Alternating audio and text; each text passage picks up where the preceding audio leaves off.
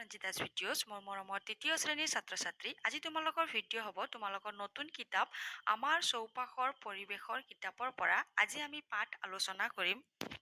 মৰমৰ ছাত্ৰ ছাত্ৰী, পাঠ 1ত দিয়া হৈছে আমাৰ পৰিয়াল। আমাৰ পৰিয়াল পাঠ প্ৰথমতে আমি শুনিম, তাৰপিছত প্ৰশ্ন দিয়া হৈছে, প্ৰশ্নবোৰৰ উত্তৰো আমি আলোচনা কৰিম। তোমালোকে ঘৰত কাৰ সৈতে থাকা?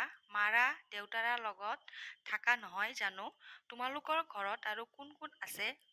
ভাই ভনী ককাইদেউ বাইদেউ আছেনে তোমালোকৰ? লগত ককা আইতা খুৰা খুৰীও থাকে নহয়নে? এই আটাইবোৰ য'ত একেলগে থাকে সেইখনেই হ'ল ঘৰ। আমাৰ আটাইৰে নিজা নিজা একোখন ঘৰ আছে। মা দেউতা বাই ভনী ভাই ককাই আদি সকলোৱে একেলগে মিলা প্ৰীতিৰে থকা একোখন ঘৰেই হৈছে একোটা পৰিয়াল। আমি নিজৰ ঘৰখনত এটা পৰিয়াল হৈ আনন্দ মনেৰে থাকি ভাল পাওঁ। পৰিয়ালটোত আমি মৰম চেনেহৰ মাজেৰে নিৰাপদে থাকিব পাৰোঁ। পৰিয়াল সমাজৰ এটি প্ৰাথমিক গোট। ঘৰখনৰ প্ৰতিজন মানুহকে পৰিয়ালটোৰ একোজন সদস্য বুলি কোৱা হয়। এতিয়া আমি পৰিয়ালৰ বিষয়ে কিছু কথা আলোচনা কৰোঁ আহা। এতিয়া আমি পৰিয়ালৰ বিষয়ে কিছু কথা আলোচনা কৰিম, ঠিক আছে? ওপৰৰ ছবিখনলৈ মন কৰা, কি দেখিছা? এইখন অৰূপহঁতৰ ঘৰ। ঘৰখনত অৰূপে মাক দেউতাক আৰু ভনীয়েক নমিতাৰ সৈতে থাকে। সিহঁতৰ মাকে ঘৰখন পৰিপাটিকৈ ৰাখি বৰ ভাল পায়। অৰূপৰ মাক দেউতাকে ঘৰৰ সন্মুখত এখন ফুল আৰু ফলৰ বাগিচা পাতিছে। অৰূপ আৰু নমিতাই মাক দেউতাকক ঘৰুৱা কামত সহায় কৰে। অৰূপহঁতৰ পৰিয়ালটো হৈছে একক পৰিয়াল। এতিয়া আমাক ছবি চাই কথা কওঁ দিয়া হৈছে। ছবি চাই কথা কওঁ। ইয়াত আমাক কেইটামান প্ৰশ্ন দিয়া হৈছে। প্ৰথম প্ৰশ্ন, অৰূপহঁতৰ পৰিয়ালত কোন কোন আছে? অৰূপহঁতৰ পৰিয়ালত কোন কোন আছে? অৰূপৰ মাক দেউতাক আৰু ভনীয়েক আছে। দ্বিতীয় প্ৰশ্ন, ছবিখনত দেখা মতে অৰূপৰ মাক দেউতাকে কি কৰি আছে? অৰূপৰ মাক দেউতাকে ঘৰৰ সন্মুখত এখন ফুল আৰু ফলৰ বাগিচা পাতি আছে। আমাক 3 নং প্ৰশ্ন দিয়া হৈছে, মাকৰ কামত কোনে সহায় কৰিছে? উত্তৰ, মাকৰ কামত অৰূপ আৰু নমিতাই সহায় কৰিছে। প্ৰশ্নবোৰৰ উত্তৰ মই মাতি শুনালো। মৰমৰ ছাত্ৰ ছাত্ৰী, মই লিখিয়ে ৰাখিছোঁ, এবাৰ চাই ল'ম। 1 নংকৈ দিছোঁ মই, চোৱা। অৰূপহঁতৰ পৰিয়ালত কোন কোন আছে? অৰূপহঁতৰ পৰিয়ালত অৰূপৰ মাক দেউতাক আৰু ভনীয়েক আছে। উত্তৰত লিখিবা। আৰু দ্বিতীয় প্ৰশ্ন দিয়া হৈছে, ছবিখনত দেখা মতে অৰূপৰ মাক দেউতাকে কি কৰি আছে? উত্তৰ, ছবিখনত দেখা মতে অৰূপৰ মাক দেউতাকে ঘৰৰ সন্মুখত এখন ফুল আৰু ফলৰ বাগিচা পাতি আছে। 3 নং প্ৰশ্ন দিয়া হৈছে, মাকৰ কামত কোনে সহায় কৰিছে? উত্তৰ, মাকৰ কামত অৰূপ আৰু নমিতাই সহায় কৰিছে। ছাত্ৰ ছাত্ৰী, প্ৰশ্নৰ উত্তৰবোৰ ইয়াৰ পৰা ধুনীয়াকৈ নিজৰ উত্তৰ বহীত টুকি থৈ দিবা, ঠিক আছে? এতিয়া আমি আলোচনা কৰিম। তলৰ ছবিখনলৈ চোৱা। ইয়াত ছবি চাবলৈ দিয়া হৈছে। এতিয়া আমি কি দিয়া হৈছে পঢ়ি শুনিম। এইখন নয়নাহঁতৰ ঘৰ। নয়নাহঁতৰ ঘৰত তাইৰ মাক দেউতাক আৰু ককায়েক চন্দন থাকে। তেওঁলোকৰ লগত ককাক আইতাক খুৰাক খুৰীয়েক পেহীয়েক আৰু তাইৰ খুৰাকৰ ছোৱালী তুলিকাও থাকে। নয়নাহঁতৰ পৰিয়ালটো হৈছে যৌথ পৰিয়াল। আমি লিখো আহা, আলোচনা কৰিম। আহাত দিয়া হৈছে, প্ৰশ্ন দিয়া হৈছে 2টা। নয়নাহঁতৰ পৰিয়ালত কোন কোন সদস্য আছে? উত্তৰ মই লিখিয়ে ৰাখিছোঁ। প্ৰথমতে মই তোমালোকক কিতাপৰ পৰা প্ৰশ্ন মাতি শুনাইছোঁ, ঠিক আছে? 2 নং প্ৰশ্ন, অৰূপ আৰু নয়নাহঁতৰ পৰিয়াল দুটাৰ কোনটো একক আৰু কোনটো যৌথ পৰিয়াল? এতিয়া উত্তৰ চাই ল'ম। প্ৰথম প্ৰশ্ন, নয়নাহঁতৰ পৰিয়ালত কোন কোন সদস্য আছে? উত্তৰ, নয়নাহঁতৰ পৰিয়ালত নয়নাৰ মাক দেউতাক আৰু ককায়েক চন্দন আৰু তেওঁলোকৰ লগত ককাক আইতাক খুৰাক খুৰীয়েক পেহীয়েক আৰু তাইৰ খুৰাকৰ ছোৱালী তুলিকাও থাকে, মানে যৌথ পৰিয়াল। 2 নং প্ৰশ্ন দিয়া হৈছে, অৰূপ আৰু নয়নাহঁতৰ পৰিয়াল দুটাৰ কোনটো একক আৰু কোনটো যৌথ পৰিয়াল? আমি পঢ়ি আহিছোঁ হয়নে? অৰূপহঁতৰ পৰিয়ালটোত সদস্য কম, তাৰমানে অৰূপহঁতৰ পৰিয়ালটো একক পৰিয়াল আৰু নয়নাহঁতৰ পৰিয়ালটো যৌথ পৰিয়াল, মানে জইণ্ট ফেমিলি। এতিয়া আমি আলোচনা কৰিম। এতিয়া আমি ইয়াত দিয়া পঢ়িম, ঠিক আছে? ককাক আইতাকে নয়না, চন্দন আৰু তুলিকাক বৰ মৰম কৰে। আইতাকে সুন্দৰকৈ মেখেলা চাদৰ পিন্ধে, ককাকে ধুতি চোলা পিন্ধে আৰু ডিঙিত গামোচা লয়। গধূলি চোতালত অথবা আইতাকৰ কোঠাত বহি তিনিও আইতাকৰ পৰা নানা ধৰণৰ সাধু, উমলা গীত আদি শুনে। সাধু শুনি শুনি তুলিকাই কেতিয়াবা আইতাকৰ বিচনাতে টোপনি যায়। ককাক আইতাকক ঘৰৰ সকলোৱে সন্মান আৰু আদৰ কৰে। পৰিয়ালৰ প্ৰতিজন সদস্যই ইজনে সিজনক ভাল পায়, মৰম কৰে। সৰুৱে ডাঙৰক শ্ৰদ্ধা কৰে। ঘৰখনৰ সকলোৱে ইজনে সিজনৰ কাম কাজত সহায় কৰে। এতিয়া আমি আলোচনা কৰিম এতিয়া, ঠিক আছে? আজৰি সময়ত নয়নাহঁতৰ চুবুৰীৰ আটাইবোৰ ল'ৰা ছোৱালীয়ে একেলগে খেলা ধূলা কৰে। কেতিয়াবা সিহঁতে ঘৰৰ ভিতৰত লুডু, কেৰম আদিও খেলে। শৈশৱৰ পৰাই নয়নাৰ সহপাঠী কাকলিয়ে খোজ কাঢ়িব নোৱাৰে, সেইবাবে হুইল চেয়াৰ ব্যৱহাৰ কৰে। সকলোৰে লগত কাকলিয়ে খেলা ধূলাত অংশগ্ৰহণ কৰে। তুলিকাই চকুৰ সমস্যাৰ বাবে চশমা পিন্ধে, সেইবাবে খেলা ধূলাৰ সময়ত আটাই তুলিকাৰ লগতে কাকলিৰ প্ৰতিও নজৰ ৰাখে। নয়নাহঁতৰ পোহনীয়া কুকুৰটোৱে অনবৰতে সিহঁতৰ লগত থাকে, তাক সকলোৱে বৰ মৰম কৰে। এতিয়া পঢ়ি শুনিলো। তোমালোকৰ আইতা ককাহঁতে সৰুতে কি কি খেল খেলিছিল জানানে? তোমালোকৰ ককা আইতাই সৰুতে কি কি খেল খেলিছিলে তোমালোকে ঘৰত যদি ককা আইতা আছে তোমালোকে সুধি ল'বা, ঠিক আছে?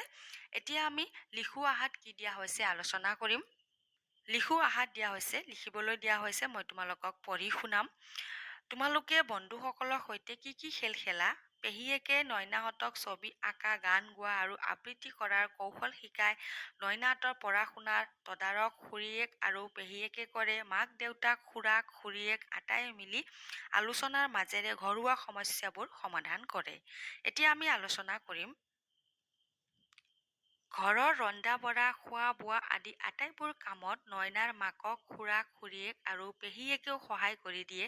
তেওঁলোকে ঘৰত ৰন্ধা বঢ়াৰ বাবে খৰিৰ চৌকাৰ লগতে গেছৰ চৌকাও ব্যৱহাৰ কৰে। সকলোৱে একেলগে মজিয়াত বহি কাঁহৰ কাঁহী বাতিত ভাত আঞ্জা খায়। কিহত খায়? কাঁহৰ কাঁহী বাতিত ভাত আঞ্জা খায়। এতিয়া আমাক দিয়া হৈছে জানি লওঁ আহা।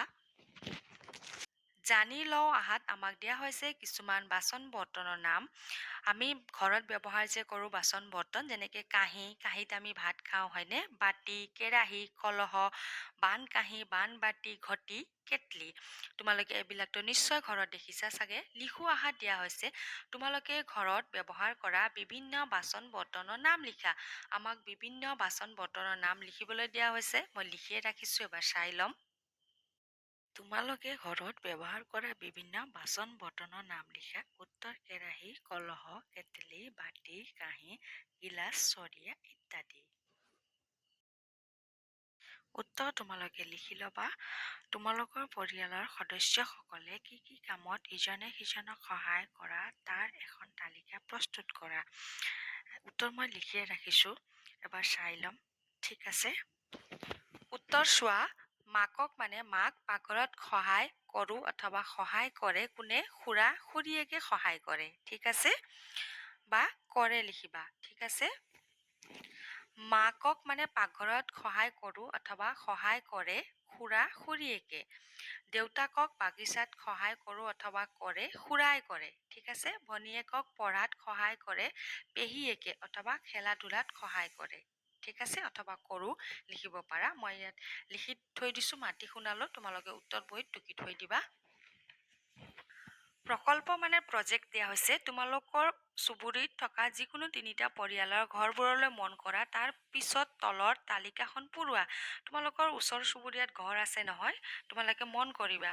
ঘৰৰ ক্ৰমিক নং ল'বা, ঘৰৰ মুৰব্বীৰ নাম লিখিবা, ঘৰৰ প্ৰকাৰ লিখিবা, ঘৰৰ মজিয়া নিৰ্মাণত ব্যৱহাৰ কৰা সামগ্ৰী লিখিবা, বেৰ নিৰ্মাণত ব্যৱহাৰ কৰা সামগ্ৰী লিখিবা, চালি নিৰ্মাণত ব্যৱহাৰ সামগ্ৰী মানে চালি নিৰ্মাণত ব্যৱহাৰ কৰা সামগ্ৰী তোমালোকে লিখি ল'বা, ঠিক আছে?